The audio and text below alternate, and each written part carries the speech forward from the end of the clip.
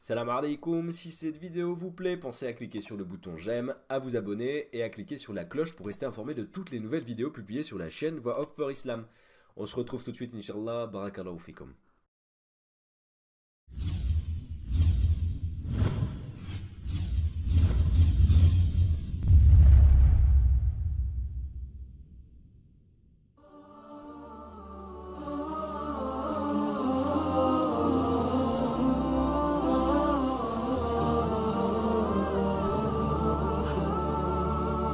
يسعد فؤادي كلما ذكر الحبيب ترنما ذاك الذي رب العلا صلى عليه وسلم نبي رب العالمين الصادق الهادي الأمين الطاهر الدمث الذي للحق صار معلما للحق صار معلما ذاك الذي رب العلا صلى عليه وسلم صلى عليه وسلم.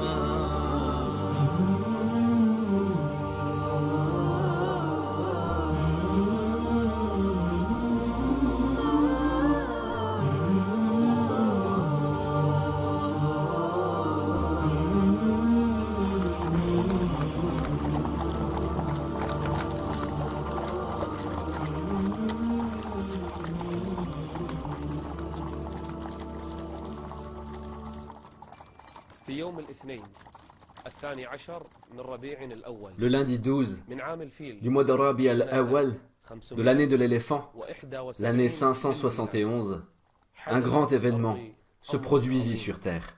Un événement majestueux. Ce jour-là, les diables furent lapidés et le ciel protégé.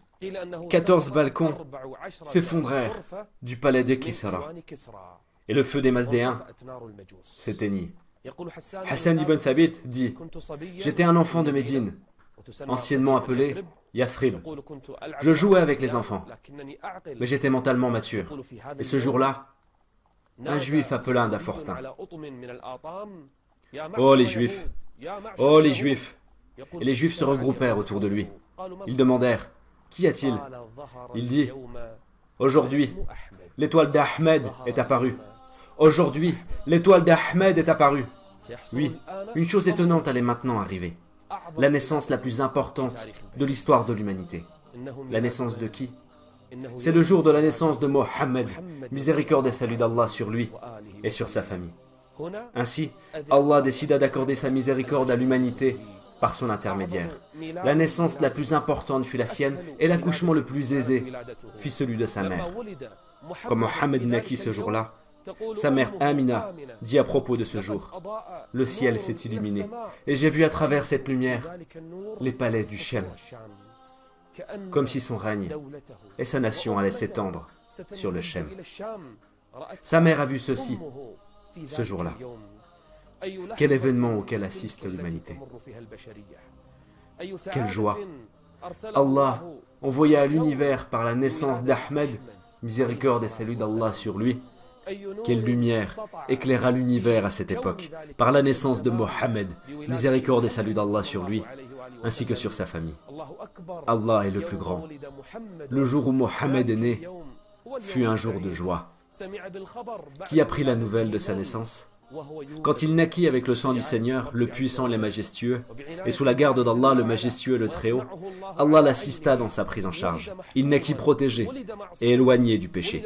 Mohammed, miséricorde et salut d'Allah sur lui ainsi que sur sa famille, est né. Son grand-père, Abd al-Muttalib, entendit la nouvelle, et il se précipita dès qu'il entendit la voix du bébé qui venait de naître. Cette lumière, venue pour l'humanité. Le nouveau-né fut remis à son grand-père, Abd al-Muttalib. Son père mourut avant sa naissance. Lorsque le nouveau-né fut remis à Abd al-Muttalib, celui-ci le porta, le sentit et l'embrassa. Puis, il partit tourner autour de la maison sacrée avec lui. Il tournait avec qui? Il tournait avec le pur, le purifié. Il tournait avec l'élu, miséricorde et salut d'Allah sur lui. Les anges dans le ciel prient sur lui. Et même le Seigneur, le puissant, le majestueux, prie sur lui. Abd al-Muttalib porta ce nouveau-né pour tourner autour de la maison. Il entra avec lui dans la maison sacrée, content, heureux, joyeux et réjoui de la venue de ce nouveau-né. Puis, il l'emmena de nouveau auprès de sa mère, Amina, qui connut une immense joie à la naissance de cet enfant. Le grand-père le remit à sa mère, Amina, en lui disant « Je l'ai appelé Mohammed, je l'ai appelé Mohammed. » Quelle joie pour l'humanité ce jour-là. Quelle joie pour l'humanité ce jour-là.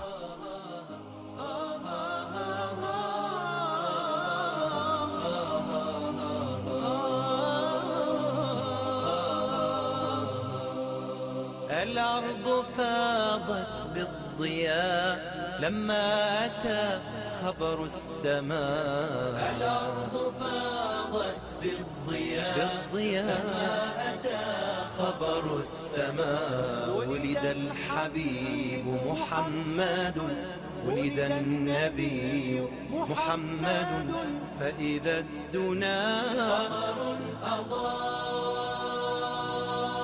في مولد الهادي البشير كم عم في الكون السرور. في مولد الهادي البشير كم عم في الكون السرور. قد أطفئت نار قد أطفئت نار وراح يشع في الآفاق نور.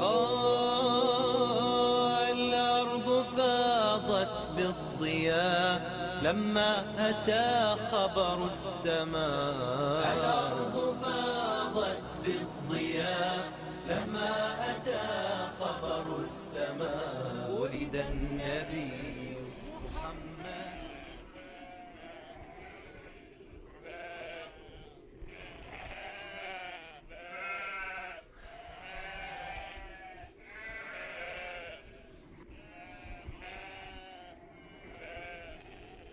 On commençait à chercher une femme pour allaiter Mohammed, miséricorde et salut d'Allah sur lui, ainsi que sur sa famille.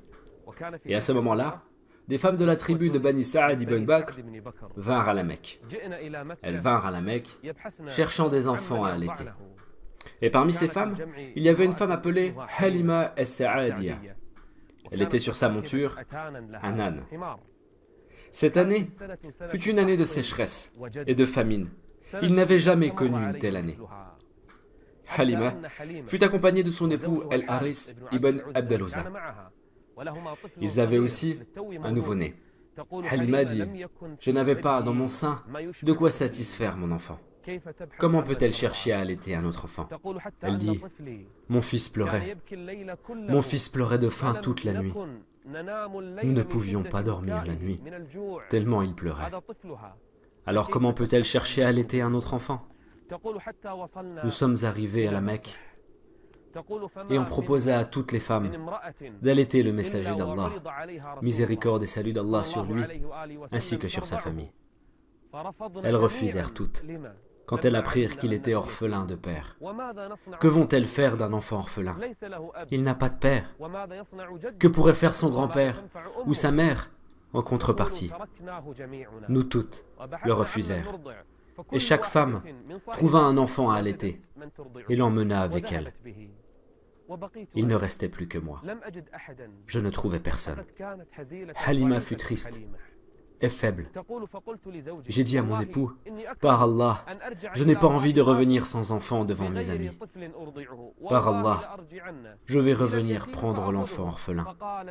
Son époux, El-Harith, dit alors, prends-le.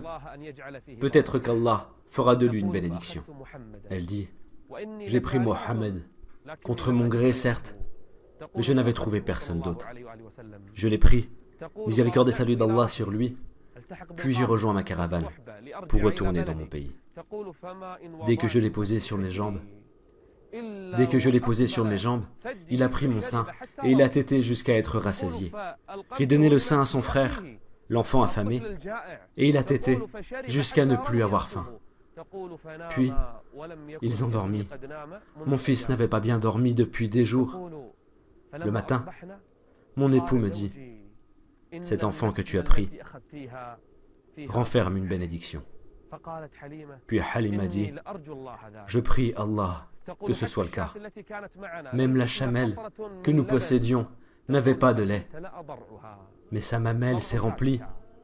La mamelle de la chamelle. » Elle dit, « Même l'âne que je montais a commencé à se hâter. Il a commencé à se hâter au point que les femmes m'ont dit, « Ralentis, ô Halima, où est l'âne sur lequel tu es venu? Où est l'âne sur lequel tu es venu à la Mecque? » Mais c'est celui-ci. Les femmes lui ont dit alors, « Par Allah, cet âne a quelque chose. Tout cela n'est dû ni à l'âne, ni à la chamelle, et ni au lait. Cela vient de la meilleure créature d'Allah, le majestueux et le Très-Haut. C'est Mohammed, miséricorde et salut d'Allah sur lui ainsi que sur sa famille. À chaque endroit où il alla, il fut béni. » Elle dit, « Nous avons marché des jours jusqu'à notre cité, la cité de Sa'ad ibn Bakr. Quand nous sommes arrivés à notre ville, alors que ce fut une année de sécheresse et de famine, au point que toute la verdure avait disparu, et qu'il ne nous restait plus de lait, ni de nourriture, dès que Mohammed, miséricorde et salut d'Allah sur lui ainsi que sur sa famille, est arrivé, notre bétail s'est rempli de lait. Et ils n'avaient plus faim. Chaque jour, nous les faisions paître, et ils revenaient pleins de lait. Nous les trayions, et nous buvions leur lait. J'allaitais mes enfants, et rien ne nous manquait. Quant au bétail de mes voisins, celui-ci était affamé. Ils me regardaient et se disaient entre eux, « Envoyez vos troupeaux avec ceux de la fille de Abu Dhaib, c'est-à-dire Halima. » Halima dit, « Ils envoyaient leurs troupeaux avec les miens. Les miens revenaient les ventres pleins, et les leurs, les ventres vides. Ce lait ne venait ni de Halima, ni de ce bétail.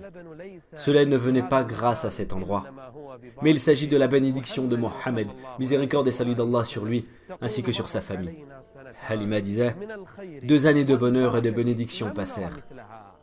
Nous n'avions jamais rien vu de pareil. Après 2 ans, l'allaitement touchait à sa fin.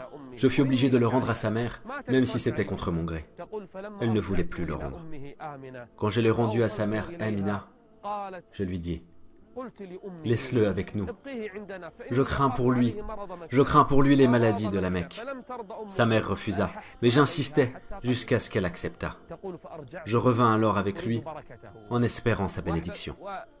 Halima aimait cet enfant. Et quand il revint chez nous, pendant qu'il jouait avec son frère, apparurent 2 hommes, vêtus de vêtements blancs. Le frère de lait de Mohammed eut peur et s'empressa d'appeler sa mère Halima. Elle dit, « Nous sommes revenus et nous avons vu 2 hommes vêtus de vêtements blancs tenir Mohammed. Ce ne sont pas des hommes, ce sont des anges. Ils l'ont tenu et l'ont couché par terre. Ils ouvrirent sa poitrine, sortirent son cœur et le lavèrent dans une tasse d'eau.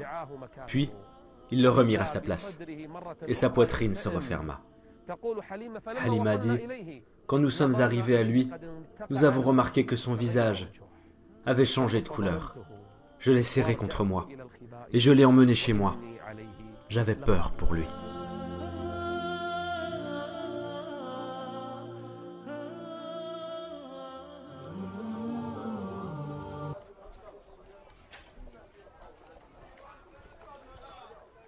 Quand Halima, la mère de lait du prophète, vit ce qui arriva à Mohammed, miséricorde et salut d'Allah sur lui, ainsi que sur sa famille, à savoir la fente de sa poitrine, elle eut peur, ainsi que son mari. Son mari, le père du prophète par allaitement, lui dit, « Tu es consciente de ce qui lui est arrivé? Peut-être qu'un mal lui arrivera. Rends-le à sa famille. » Alors Halima partit avec Mohammed, miséricorde et salut d'Allah sur lui ainsi que sur sa famille, pour le rendre à sa mère Amina. Elle rentra chez elle et Amina lui demanda, « Qu'est-ce qui t'amène » Halima répondit, « Allah fait grandir mon fils en parlant de Mohammed. J'ai accompli mon devoir et je crains que quelque chose lui arrive. Alors je te l'ai amené comme tu le voulais. » Sa mère dit, « Mais tu étais si attachée à lui, ô Halima. » Oui, il y a quelque chose. Informe-moi. Alors Amina insista jusqu'à ce que Halima lui parle de l'événement. l'événement de la fente de la poitrine. Sa mère ne s'inquiète pas. Elle dit à Halima, « Crains-tu pour lui Satan? Crains-tu pour lui Satan ?»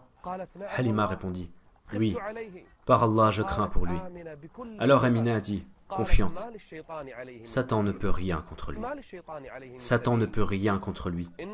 Mon fils aura un grand avenir. » Puis elle lui dit, « Tu veux que je t'informe d'une chose à propos de lui? Dis-moi. Quand j'étais enceinte de lui, j'ai vu sortir une lumière qui a illuminé les palais de Bosra et de Sham. Et je n'ai jamais entendu parler d'une grossesse aussi facile que la mienne. Cet enfant aura un grand avenir. Notre prophète, alayhi salatu wassalam, vécut sous la tutelle de sa mère jusqu'à l'âge de 6 ans.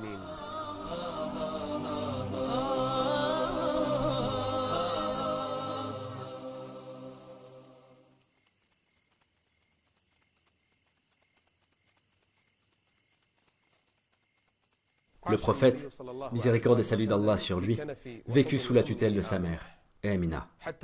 Quand il atteignit l'âge de 6 ans, sa mère voulut lui faire plaisir.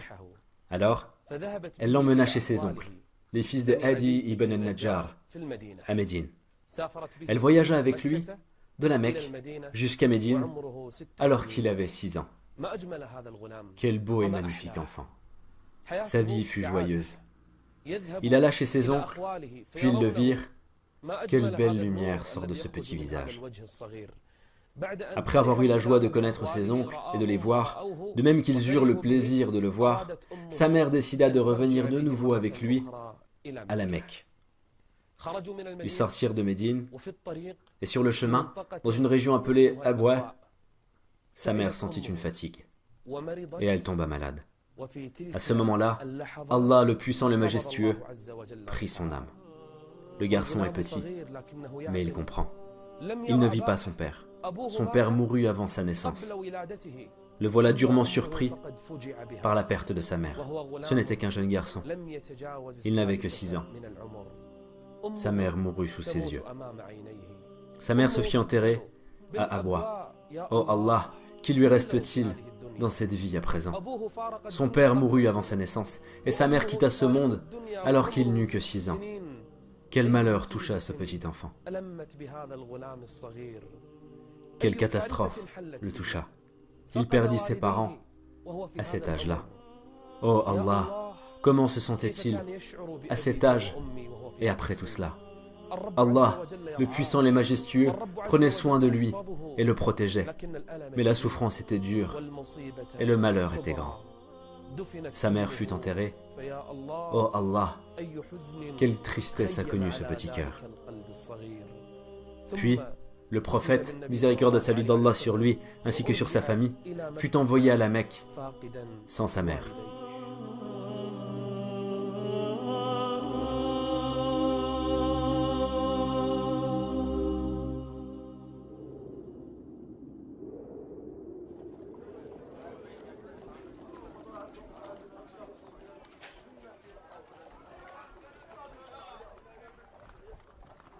Après la mort de la mère du prophète, miséricorde et salut d'Allah sur lui, son grand-père s'occupa de lui, alors qu'il avait 6 ans.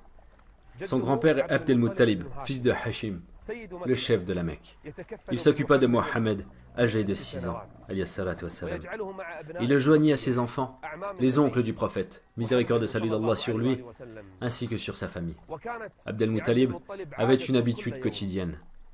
Lorsque l'ombre de la Kaaba commençait à s'étendre, ses fils, les oncles du prophète, les fils de Abd al-Muttalib, étalaient un tapis à l'ombre de la Kaaba pour leur père. Cependant, aucun d'eux n'osait s'y installer avant qu'il se présente. Une fois assis, ses enfants s'asseyaient autour de lui, et ceci par respect envers leur père. Sauf que Mohammed, miséricorde et salut d'Allah sur lui, ainsi que sur sa famille, enfant alors, venait avant ses oncles et s'asseyait sur le tapis avant que son grand-père le fasse. Ses oncles tentaient de l'en empêcher et de l'éloigner du tapis. Mais Abd al-Muttalib n'acceptait pas et disait à ses enfants, « Laissez-le, laissez-le. Cet enfant est très spécial. Cet enfant est très spécial. Il rapprochait Mohammed, qui n'était qu'un petit garçon de 6 ans. Il le rapprochait de lui et passait sa main sur sa tête et sur son dos. Ainsi, Abd al-Muttalib aimait son petit-fils, mais le prophète ne resta auprès de lui que 2 ans. Quand il eut ses 8 ans, Allah, le puissant, le majestueux, rappela à lui Abd al-Muttalib. De nouveau, le prophète fut durement touché par la mort de son grand-père. Il ne connut pas son père, il perdit sa mère et maintenant son grand-père Abd al-Muttalib. Son oncle, Abu Talib, le prit en charge. Abd al-Muttalib avait pris la responsabilité de s'occuper de la source de Zemzem. Et après sa mort, c'est son fils, Al-Abbas, qui s'en occupa. Les descendants d'Al-Abbas demeurèrent jusqu'à nos jours les gestionnaires des affaires de cette source. Notre prophète, miséricorde et salut d'Allah sur lui, resta sous la charge de son oncle Abu Talib jusqu'à ce qu'il grandit et devint adolescent.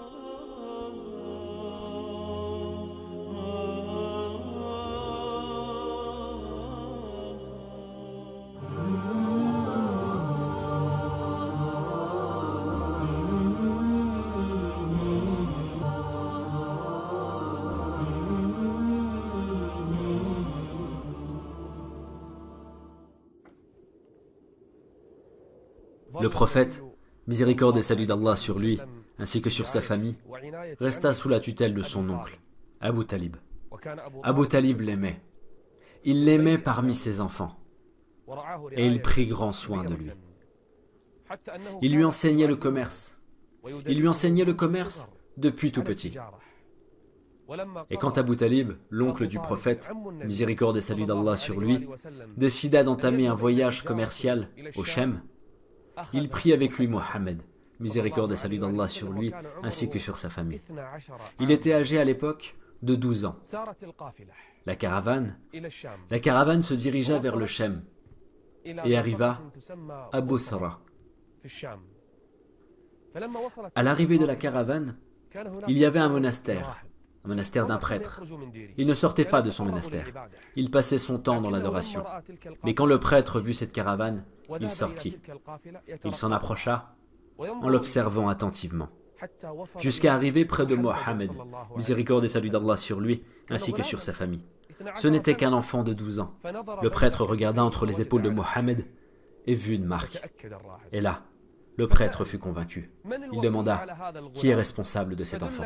On lui indiqua alors Abu Talib. Le prêtre demanda « Qui es-tu » Il répondit « Je suis son père. » Le prêtre dit alors « Non, le père de cet enfant ne peut pas être vivant. Il est le fils de mon frère. » Le prêtre dit « Maintenant tu dis vrai. Maintenant tu dis vrai. » Il demanda « Et qu'as-tu à dire ?» Le prêtre répondit « Il n'y a pas un rocher ou un arbre auprès duquel vous êtes passé qui ne se soit pas prosterné devant lui. Il ne se prosterne qu'au passage d'un prophète. Puis j'ai vu les signes sur lui. Il sera le maître des mondes. Il sera une miséricorde pour les mondes.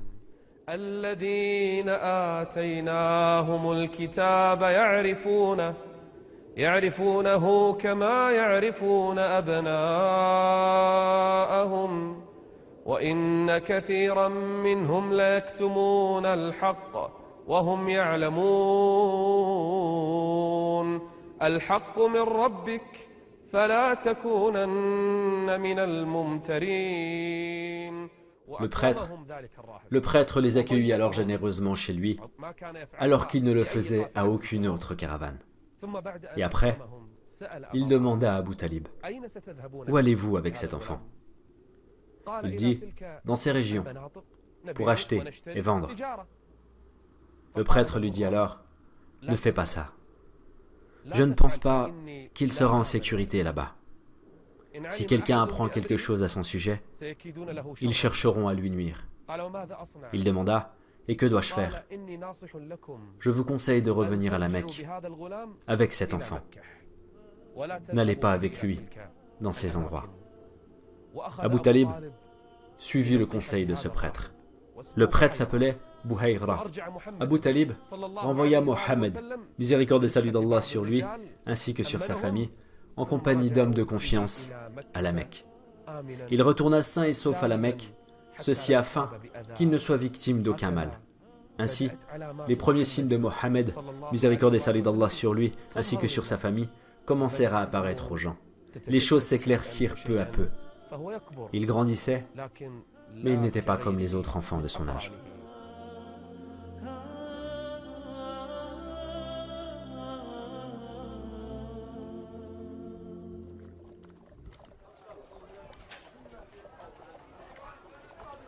Quand le prophète, miséricorde et salut d'Allah sur lui, ainsi que sur sa famille, atteignit l'âge de 20 ans, une guerre éclata chez Quraysh. Et l'origine de ce conflit était qu'un homme, du côté de Quraysh et de Kinana, tua quelques hommes de la tribu de Qays Aylan. Une bataille eut alors lieu à Uqayd. La bataille fut violente. Il y eut des morts des deux côtés. Le prophète avait 20 ans et il participa à cette bataille. Il préparait les flèches pour ses oncles. La bataille fut d'une violence telle qu'il y eut énormément de morts de chaque côté. La catastrophe fut que cette bataille se déroula durant les mois sacrés. Et c'est pour cela qu'on l'a appelée la bataille de la corruption. Car les gens se sont corrompus durant cette bataille. Ils combattirent pendant les mois sacrés, ces mois pendant lesquels ils interdisaient le combat. Et quand la fin de journée s'approcha, ils s'accordèrent à cesser les combats. Et on comptait alors les morts des deux côtés. Quand on comptait plus de morts dans un camp que dans un autre, l'autre camp lui payait une diya, le prix du sang. La bataille fut appelée la bataille de la corruption. Après cette bataille, un autre événement eut lieu à la Mecque. Un homme de Zubayd vint avec une marchandise pour la vendre à la Mecque. Un homme appelé Al-As ibn Wa'il As-Sami acheta la marchandise. Après avoir pris la marchandise, il manqua de payer. L'homme tenta de se faire payer, mais en vain. Alors il alla voir les gens, cherchant quelqu'un qui puisse l'aider à récupérer le prix de sa marchandise. Personne ne le soutenut. Où trouver cette force qui lui permettrait de prendre le dessus sur l'auteur de cette injustice? L'homme de Zubayl se rendit sur le mont Abu Qubays et cria tout en récitant un poème où il demanda l'aide des gens. Et qui l'entendit? Az-Zubayl ibn Abd al-Muttalib. Il demanda « Que t'arrive-t-il » Alors l'homme l'informa de son problème. Az-Zubayl cria alors « Ô gens, qu'est-ce qui vous prend? Un homme vient au sanctuaire et vous lui prenez ses biens? Il subit une injustice et personne de vous ne le soutient ?» Alors les nobles et les chefs de tribus se réunirent. Après la bataille de la corruption et après l'oppression qui toucha cet homme, les nobles, ainsi que les chefs de tribus de Quraysh, comme Bani Hashim, Bani Abd al-Muttalib, Zura, Taïm et d'autres, se mirent d'accord sur un pacte appelé Hilf el-Fudul. Ce pacte fut conclu dans la maison de Abdallah ibn Juda'an. Il était un homme noble, un des maîtres de son peuple. Et il y avait parmi les gens présents notre prophète Mohammed, miséricorde et salut d'Allah sur lui, ainsi que sur sa famille. Il était présent car il était véridique et digne de confiance. Il était présent car les gens aimaient sa parole et sa logique. Il était présent car il était digne d'être présent pour un tel pacte. Et quel pacte conclurent-ils? Ils conclurent que toute personne opprimée qui se rendait au sanctuaire, mécoise ou non mécoise, devait être soutenue par les gens de la Mecque. Quraysh et ses tribus doivent soutenir l'opprimé. Ils doivent soutenir l'opprimé, quel qu'il soit de Quraysh ou qu'il soit d'ailleurs. Le prophète, alayhi salatu wassalam, dit de ce pacte qu'il fut l'un des plus importants de l'époque. Aucun individu chez les Arabes n'y avait pensé. J'ai été invité à participer à un pacte dans la maison de Abdallah ibn Juda'an, à propos duquel je n'aurais échangé ma présence contre rien au monde. Si on m'avait donné en échange de ma présence à ce pacte une multitude de richesses, j'aurais refusé. Puis il dit, miséricorde et salut d'Allah sur lui, si on m'invitait à un tel pacte pendant l'islam, j'accepterais. C'est-à-dire qu'il accepterait tout pacte venant de n'importe qui si le pacte a pour but de soutenir les opprimés. C'est ainsi qu'il voyait les choses. Miséricorde et salut d'Allah sur lui. Il se préoccupait des opprimés. Il ne prêtait pas attention, lorsque quelqu'un appelait à soutenir les opprimés, au fait qu'ils soient musulmans ou non. L'important était de secourir les opprimés. L'information se répandit dans les différentes tribus. L'information à propos du pacte se répandit entre les Arabes. Ils stipulaient que ce sanctuaire était sacré et que les gens de la Mecque seraient du côté de l'opprimé et qu'ils le soutiendraient, quel qu'il soit l'un des leurs ou un étranger. Et c'est ainsi que le mérite de Quraysh et ses tribus grandit. L'estime pour ses chefs et ses nobles s'éleva dans les tribus. Ceci car ils soutenaient les opprimés. Au début, le prophète, miséricorde et salut d'Allah sur lui ainsi que sur sa famille, vécut orphelin et Allah, le puissant et le majestueux, l'accueillit. Il possédait très peu de biens, il était berger. Et tous les prophètes furent bergers. Il faisait paître des troupeaux en échange de pièces de monnaie. Il vivait de ceci, miséricorde et salut d'Allah sur lui. Quand il grandit, il commença à travailler dans le commerce. Il parvint à avoir quelques biens lui permettant de travailler. Et le Seigneur puissant et majestueux l'enrichit. Le Seigneur le protégea durant son enfance.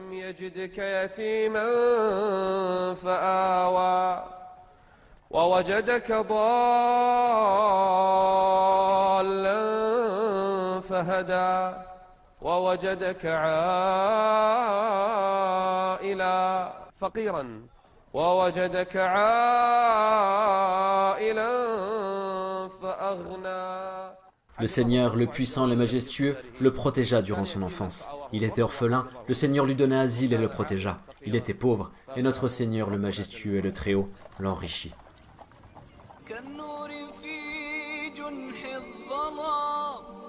جاء الحبيب إلى الأنام هديا يضيء دروبهم وكأنه